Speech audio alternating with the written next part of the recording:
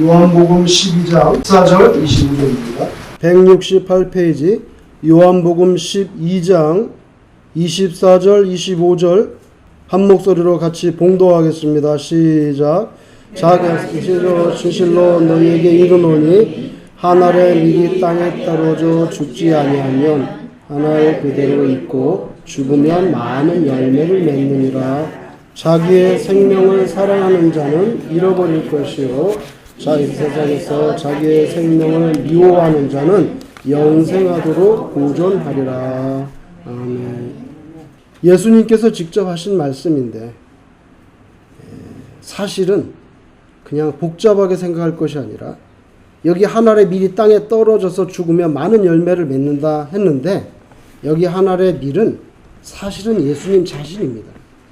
예수님이 이제 곧 십자가에서 못 박혀 돌아가시려고 그렇게 마음에 준비하고 계시면서 하신 말씀이거든요.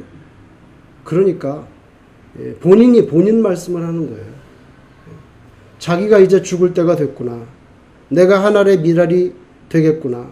그래서 수많은 인류의 생명을 죄악 가운데서 건져 올리겠구나. 여러분, 어떤 사람이 기독교인이라 할 때 그 사람의 신앙이 밖으로 드러나는 방식은 크게 말해서 두 가지가 있다고 생각합니다. 그 첫째는요, 자기를 증명하는 것입니다. 그 사람의 모습을 통해서 신자라는 것. 또 한 가지는 자기를 부인하는 것입니다. 그죠? 근데 오늘 이 말씀은 한 알의 밀알이 돼서 죽는다고 하는 것은 그건 자기 증명이라기보다는 썩어서 죽는 거니까 자기 부인에 가깝다, 이렇게 생각이 됩니다. 예수님께서 3년 동안 공생애 생활하신 사역을 보면 자기 증명이라는 것은 주로 기적을 통해서 나타난 것이 아니겠는가. 그리고 자기 부인은 십자가에서 죽으심, 그것이다.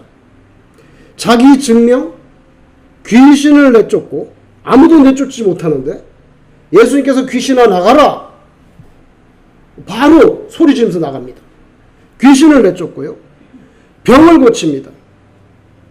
그냥 뭐 감기를 고치는 게 아니고 평생 일어나지 못했던 자를 일으키거나 평생 보지 못했던 사람 눈을 뜨게 하거나 심지어는 호흡이 끊어진 자를 다시 일으키는, 그죠?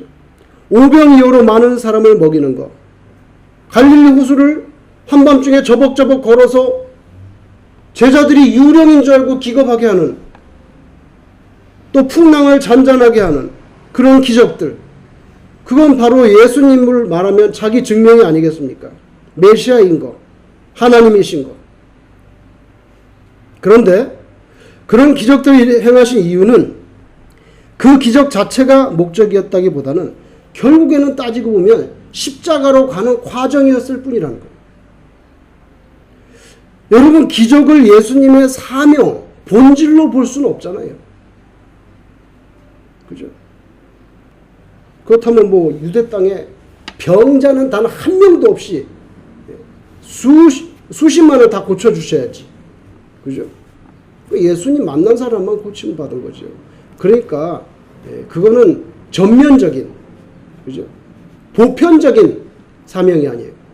불쌍한 사람 만났을 때 고쳐주는 거. 부분적이죠. 진짜 본질은 아니라는 거예요. 그게 진짜 기적은 귀하지만 그게 생명은 아니라는 거죠. 생명을 얻는 것은 역설인데 증명이 아니고 부인이다. 그 십자가, 죽음이죠. 예수님 죽으심으로 모든 영혼들이 구원받게 됐잖아요. 믿기만 하면. 이건 보편적인 거거든요. 병 고치는 건 몇 사람에게 베풀어진 은택이지만. 그러니까 십자가가 본질이죠. 기적이 본질이 아니에요. 증명이 본질이 아니에요. 필요하고 귀한 사역이었지만 자기 증명이 아니라 오늘 여기 한 알의 밀알 죽는다고 하는 것, 썩는다고 하는 것처럼 그게 자기 부인이 본질이라는 거예요. 그래서 영광의 부활, 반드시 십자가 뒤에 오는 거죠. 겉으로 보면 십자가 죽음입니다. 죽음은 보통 생각하기에 끝이야. 근데 그게 아니에요. 죽은 뒤에, 죽음 끝에 오히려 부활의 새 생명이 솟아나잖아요. 씨앗이 땅에 묻히면 죽는 줄로 압니다. 물론 실제로 썩어서 죽는 거죠. 그렇지만 거기서 새싹이 올라오잖아요. 기독교적인 진리를 보면 역설이에요. 뭔지 아세요?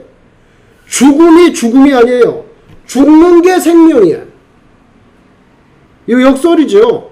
이 세상에 어떤 철학도 사회적인 학설이나 이데올로기도 그런 거 말하지 않아요. 죽는 거 죽는 거지. 너 죽는 것이 사는 거예요. 반대예요. 이게 역설이에요. 예수님 마태복음 16장 25절에 누구든지 제 목숨을 구원하고자 하면 잃을 것이요. 자기 목숨 아끼며 잃는다는 거예요. 누구든지 나를 위하여 제 목숨을 잃으면 찾으리라. 이거 역설이죠. 기독교 진리는 다 역설이에요. 예수님 누굽니까? 신이면서 인간이래. 이거 세상적으로 있을 수 없는 거죠. 그죠? 예수님 어떻게 탄생하셨습니까? 동정녀에게 탄생. 이거 있을 수 없는 일이죠. 그죠? 있을 수 없는 일. 다 세상적으로 말 안 되는 이야기예요. 말 안 되기 때문에 계산해서 받아들일 수 없어요. 어떻게 살아있는 사람이 빠지지 않고 물을 걸어서 옵니까? 예? 어떻게 홍해가 갑자기 갈라집니까? 다 말 안 되는 소리잖아요. 그죠? 1981년에 이스라엘 갔다 오신 분이 저에게 기념으로 밀을 줬어요. 그 밀은 그냥 이렇게 이삭이 붙어 있는 채로 꺾어가지고 와서 줬어요. 아직 까부르지 않았기 때문에 껍질에 쌓여있는 밀 이삭이 붙어 있는 통째로 줬어요. 기념으로. 지금도 제가 그걸 가지고 있습니다. 1981년에 받았으니까 40년이 넘었는데 그 밀 이삭에서 단 한 알도 더 솟아나지 않았어요. 왜요? 땅에 심지 않고 제가 병에다가 거의 모셔놨었거든요. 그러니까 단 하나도 더 이삭이 드러나지 않았어요. 심었으면 많은 이삭이 열렸겠죠. 그래서 열매를 맺는 본질은 정확히 말하면 죽음입니다. 십자가죠. 우리가 주님을 위하여 하나님의 나라와 하나님의 의를 구하기 위해서 죽고자 하면 오히려 살 것이라고 주님께서 약속합니다. 한 사람이 죽으면 많은 열매를 맺는다. 오늘 주님의 결론이 그거 아닙니까? 그리고 내가 본을 보일게 먼저 하늘의 미랄이 된다. 이제 곧 십자가에서 죽는다. 자, 우리 교회에 열매가 없다고 하면 가정할 거 없어요. 열매가 없어요. 그것은 죽는 사람이 없다는 뜻이에요. 그죠? 저를 포함해서 아무도 죽지 않기 때문에 제가 40년 동안 병석에 보관한 밀 이삭이 단 한 알도 늘지 않는 것처럼. 그죠? 사실입니다. 부인할 수가 없어요. 아무도 죽지 않았어요. 제가 볼 때는. 저를 포함해서 아무도 죽지 않았기 때문에 이삭이 나오지 않는 거예요. 계속해서 죽지 않으면 우리끼리 끝까지 잔치를 벌이게 될 거예요. 창세기의 요셉이 티네이저 시기에 거반 죽었다고 할 정도로 모진 회오리 바람 속에 던져지잖아요. 그 개인 인생 결론이 뭡니까? 과정은 너무너무 힘들었어요. 졸지에 팔려가고 말도 안 통하는 곳에 가족도 없고 노예가 되고 누명 쓰고 감옥에 갇히고 거기서 또 꿈에서 계속 나가면 좀 날 기억해달라고 했는데 그 기대는 다 무너지고 다시는 전화 한 통화도 없는 죽은 목숨과 같은, 그죠? 노예의 영주권 없고 성추행 미수범이니까 영원히 종신토록 그 토굴 속에서 감옥에서 살아야 될 거예요. 그런데 아니에요. 하나님께서 그를 건져 올리는데 단 하루 만에 건져 올려요. 하나님 그 능력 있는 분이라는 거죠. 우리 불가능하다 여겨져도 하나님 원하시면 얼마든지 이삭 하나가 아니라 쌀가마 쏟아지듯이 그렇게 하실 수 있는 분이 하나님이신 줄로 믿습니다. 요셉 그렇게 고난받았죠. 근데 보세요. 그 사람 때문에 고대 근동에 수많은 사람들이 굶어 죽을 뻔했는데 살아났잖아요. 한국에 천주교가 먼저 들어왔어요. 많은 순교자를 냈어요. 그 다음에 기독교가 들어왔어요. 우리가 말하는 개신교죠. 한국 개신교의 첫 번째 순교자는 영국에서 건너온 젊은 청년 토마스 목사님입니다. 로버트 토마스. 1940년 9월 달에 태어났어요. 그 아버지는 목사예요. 근데 이 아들도 목사 안수를 받고 중국으로 선교 가겠다고 떠났어요. 와이프도 같이 왔는데 중국에 와서 와이프가 얼마 안 돼서 바로 사망했어요. 20대인데 얼마나 실망이 됐는지 선교사직은 내려놓고 중국 해상세관에서 통역으로 먹고 사는 거예요. 통역으로. 선교사는 안 해. 통역으로 지내는데 거기에서 스코틀랜드에서, 영국이죠. 스코틀랜드에서 성서공회 소속인 윌리엄스 목사님을 만나게 됩니다. 당신 여기 선교사로 와가지고 통역이나 하고 이러면 되겠어? 다시 선교에 대한 열정을 그 윌리엄슨이 불어넣어주는 거예요. 그러는데 우연히 조선에서 온 청년 셋을 만났어요. 이 사람은 뭐냐면 천주교 받기 때문에 많이 죽어나가니까 도망쳐온 사람들이었어요. 삼동성으로. 그래서 그 중국 말고 또 그런 나라가 있어? 조선이라는 나라가 있어? 그럼 내가 그 조선으로 내가 가야 되겠다.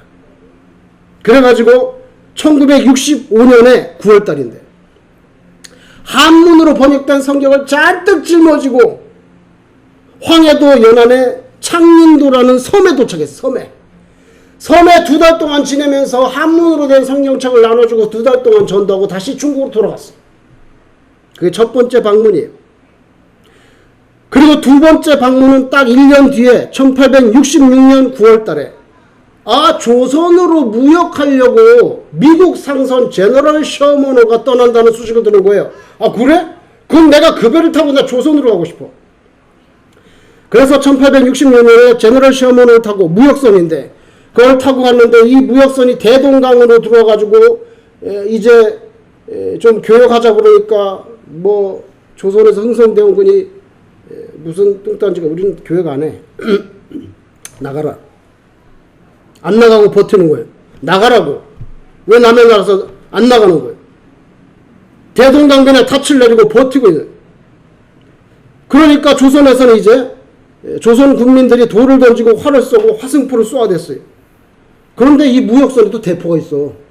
왜냐하면 해적들이 있기 때문에 대포가 있어요. 같이 대포를 막 쏘는 거예요. 그러니까 이제 전쟁이 벌어졌어요.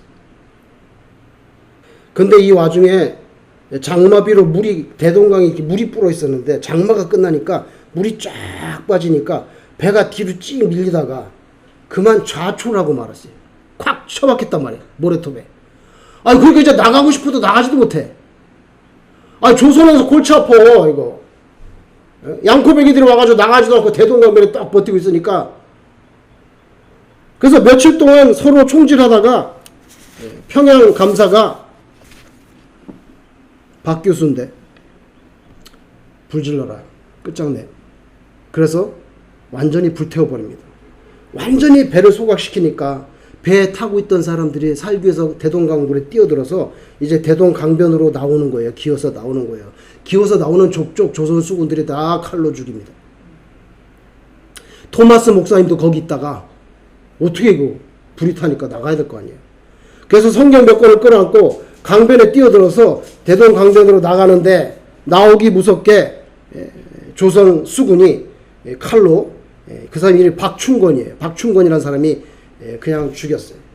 죽기 전에 그 성경책을 그 예수를 믿으라고 외치면서 대동강변에다 집어 던졌어요. 던지고 자기를 죽이는 박충권한테도 하나 줬는데 박충권이 그 뭔 줄 알고 받겠어 그거를. 안 받았지. 안 받으니까 그냥 모래사장에 마지막으로 던지고 거기서 칼 맞아 죽었는데 박충권이 죽이고 나서 가다가 다시 돌아와서 책 한 권을 가져갑니다. 근데 여러분 이런 난리가 벌어지는 혼잡한 사건이 일어났을 때 막 아수라장이 벌어졌는데 거기에 12살짜리 소년이 하나 있었어요. 구경하러 왔어. 선비 집안에서 태어났는데 아버지 일찍 돌아가시고 가세가 아주 형편없어 숙부애한테 어천사인데 숙부랑 같이 구경하러 왔어요. 미국에 큰 배가 들어왔다는데 막 전쟁이라고 난리 났대. 불타고서 구경하러 왔어. 얘가 12살짜리 소년인데 소년이에요. 근데 이렇게 보니까 거기에 그 서양 사람 하나님이 칼 맞고 죽는단 말이에요. 그리고 막 뭐 예수라고 외치면서 성경을 집어던져. 그래서 12살짜리가 그걸 보고는 나중에 거기를 살금살금 가가지고 최치량이라는 아이인데 성경책 3개를 주웠어. 3개를 주워서 집에 왔는데 가슴이 벌렁대는 거예요. 왜? 이거 금서인데 갖고 있다가 우리 집 다 죽는 거 아니야? 그래가지고 3권이 거기 나니까 처치곤란인 거라 이게. 그래가지고 그때 영문주사라고 박영식이라는 어른이 있었는데 어린한테 아저씨 이거 나 가져봐 이거 나는 안 할래. 그래서 그냥 줬어요. 박영식이가 그걸 가져보니까 금서거든. 근데 버려야 되는데 종이가 귀한데 너무 종이 질이 좋은 거야. 한 장 한 장 다 뜯어가가지고 자기 그 흙벽에다가 집에다가 딱 붙였어. 종이가 너무 없어요. 다 흙벽이잖아요. 옛날에는 종이가 어디가 있어요. 다 수수깡에다가 그냥 우리 할아버지 집도 옛날에 보면 부스부스 떨어 수수깡에 나오죠. 수수깡에다 흙 발랐잖아요. 그러니까 그 종이가 너무 좋으니까 다 일일이 뜯어가지고 다 자기 집의 벽에다가 붙였단 말이에요. 그렇게 세월이 지났어요. 12살짜리 최치량은요, 이게 아버지가 없이 자랐지만 참 아이가 똑똑했는지 결국에는 나중에 성공합니다. 성공한다는 거는 돈 많이 버는 물상 객주가 됐어요. 물상 객주가 됐는데 바로 그 자기가 어릴 때 성경책 줬던 박영식의 집을 사들였어요. 자기가 커가지고 박영식의 집을 사들여가지고 그걸 여관으로 만들었어요. 여관으로 만들었는데 소문이 잘 났어요. 왜? 야, 그 여관은 말이야 그 집에 가면 흙먼지 안 나고 벽에 그냥 깨끗하게 종이가 붙어있다더라고요. 그래가지고 여관에 오는 사람들이 그 여관을 찾는 거예요. 그나마 거기서는 5성급이야. 벽에 종이가 다 발려져 있대. 소문이 난 거예요, 여관이. 근데 여러분 1866년 9월 5일 날 토마스 목사님이 강변에서 죽었어요. 그냥 예수 외치다가.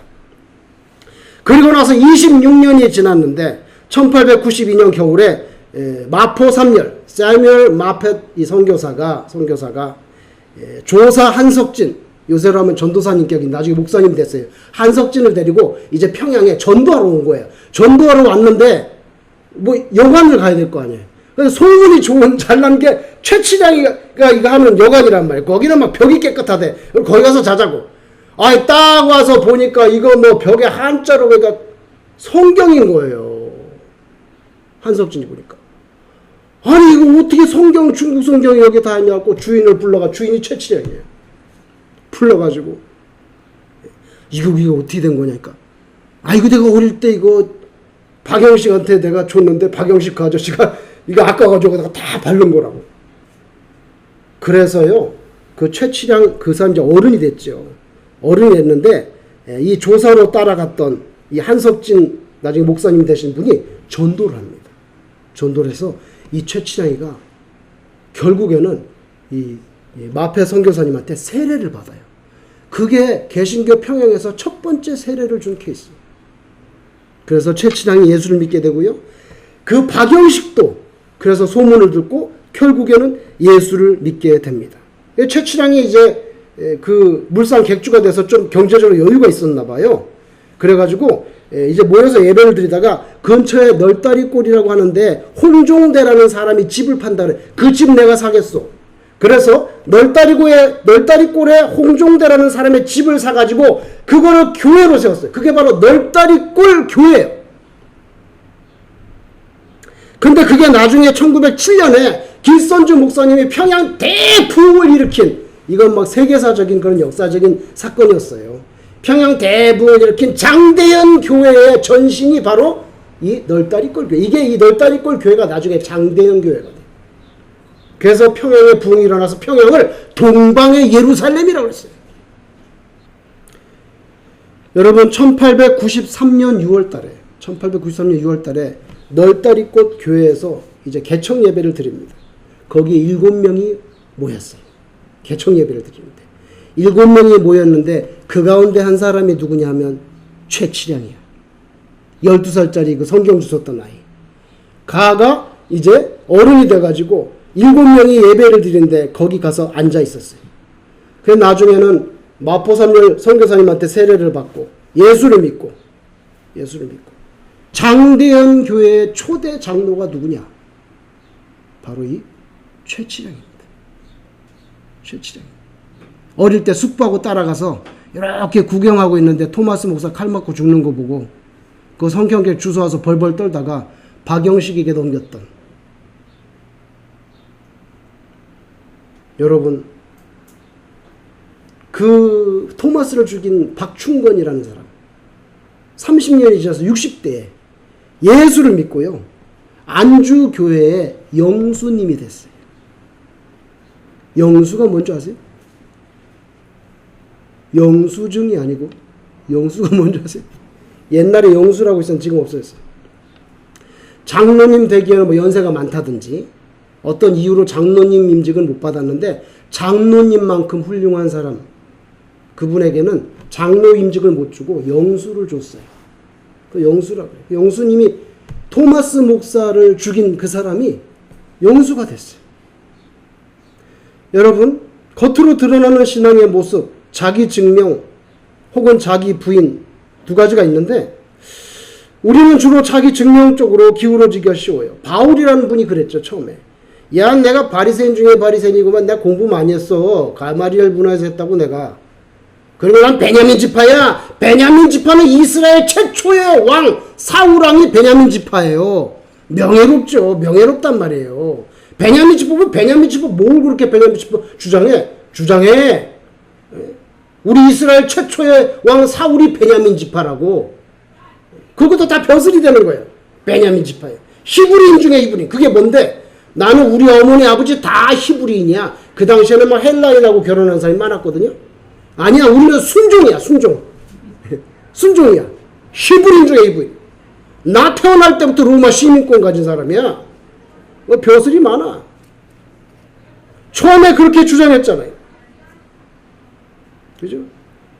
근데 나중에는 그거 다 초월했죠. 초월했어요. 예수님만 앞세우고 자기 증명하는 소스들은 다 버렸어요. 예수님 십자가 외에 자랑할 거 없다. 자기 증명 소스에 대해서 배설물로 여긴다고 본인 입으로 말할 정도로 파격적인 선언을 했어요. 그까짓 게 뭐가 필요하냐고 나한테. 뭐 바리새인, 뭐 공부 많이 한 거, 뭐 무슨 베냐민 지파 히브리 다 소용없어요. 예수 만난 게 나는 최고 생명이야. 여러분, 칼 있죠, 칼. 부엌에 쓰는 칼. 칼 밑에는 뭐가 있을까요? 도마. 아이고, 우리 이정미 권사님 최고예요. 칼 밑에는 도마가 있죠. 도마가 있습니다. 그러면 제가 하나 더 질문할게요. 칼 밑에는 도마가 있는데 도끼 밑에는 뭐가 있을까요? 도끼 밑에는 뭐가 있을까요? 칼 밑에는 도마가 있는데 도끼 밑에는 뭐가 있냐 말이에요. 통나무가 있죠. 그거 큰 통나무. 여러분 오늘 주부에 보시면 오른쪽에 통나무 있잖아. 그 통나무를 뭐라 하느냐 이거예요. 요새 쓰지 않는다나요. 왜냐하면 요새 뭐 도끼질 안 하니까. 그 도끼질 할 때 밑에 그 있는 나무 큰 뭉치 모탕이에요. 모탕. 이름이 안 써요 요새. 모탕. 산골에 가면 아직도 있어요. 칼 밑에 도마가 있지만 도끼 밑에는 모탕이 있단 말이에요. 모탕은 도끼를 피하지 않습니다. 자기를 내리찍는 도끼날을 오히려 딱 받쳐주죠. 마음대로 찍어라. 그래서 그냥 장작하다 힘들면 거기다 퍽 도끼 찍어놓고 또 빼가지고 장작 올려놓고 또 탁 하고. 여러분, 모탕은 도끼 피하지 않아요. 자기 위에 장작이 올려질 때 그게 잘 쪼개지도록 딱 버티고 있습니다. 받침이에요. 자기를 내리찍는 도끼날을 보호합니다. 그거 없으면 그 사람이 찍다가 자기 별 찍을 수도 있어요. 자기 별 찍을 수도 있어요. 딱 버텨주죠. 도끼날이 힘을 발휘하는 거야. 힘되게 딱 밑에서 버텨주잖아요. 다 모탕 덕분이에요. 나를 치시오. 나를 찍으시오. 근데 거기 능력이 있어요. 장작이 쪼개집니다. 그래서 아궁이에 들어가서 불이 지펴지죠, 여러분. 얼마나 처음에 그 불 뗄 때 보면 확 빨리 들어가죠. 얼마나 아름답습니까? 아궁이에 그 불, 노란 불. 정말 그림 같은 불이잖아요. 확 지펴 들어가면 금방 구들장이 뜨끈뜨끈해져가지고 방이 따뜻해지고요. 그 위에다 또 가마솥이 시커먼 게 거기서 또 끓잖아요. 아침 저녁으로 굴뚝에 연기가 오르는 그 아름다운 풍경, 그 전부 가능하게 하는 것은 사실은 모탕이야. 장작이 있어야 그게 되지. 장작이 있어야 방도 따뜻하고 가마도 끓고 밥도 먹고 연기도 올라가고.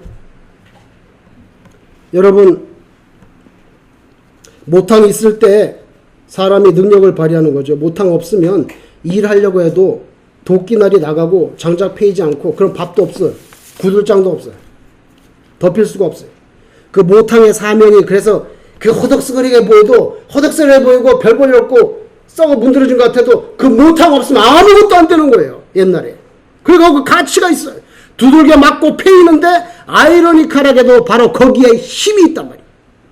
주님을 섬기는 데 있어서 모탕처럼 우리가 그렇게 산다면 저와 여러분을 통해서도 하나님의 역사가 진전될 줄로 믿습니다.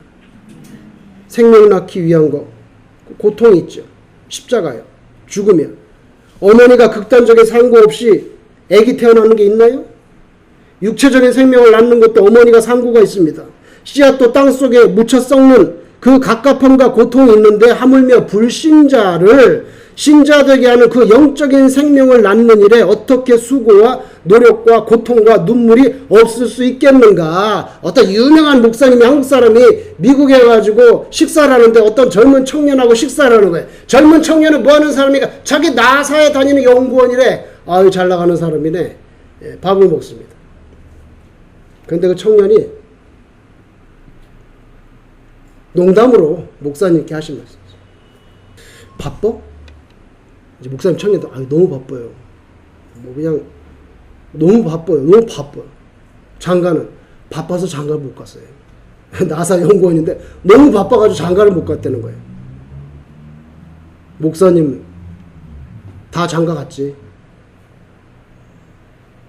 그거 이상하네. 청년이 하는 말이야. 이상하네. 나는 로켓 하나 쏘아 올린다고 바빠가지고 장가도 못 갔는데 목사님은 죽은 영혼을 천당으로 쏘는 분이 어떻게 장가를 다 가셨어요? 이거 목사님이 충격을 받았다는 이야기예요. 로켓 하나 쏘아 올린다 바빠서 장가를 못 갔다는데 죽은 영혼을 지옥에서 꺼내가지고 천당으로 쏘시는 분이 여러분 어떻게 수고와 노력과 눈물이 없이 무슨 영혼 구원이 되겠어요? 여러분, 고통 너머에 생명이 있습니다. 고통이 단순히 그냥 고통이 아니에요. 고통이 오히려 꿈이죠. 꿈이에요. 왜냐하면 그 뒤에 생명이 있기 때문에. 그래서 예수님의 꿈은 십자가야. 십자가 자체를 즐기는 게 아니라 십자가 너머에 있는 생명의 모습, 그걸 기대하는 거죠. 그걸 기대하는 거죠. 그걸 바라보는 거예요.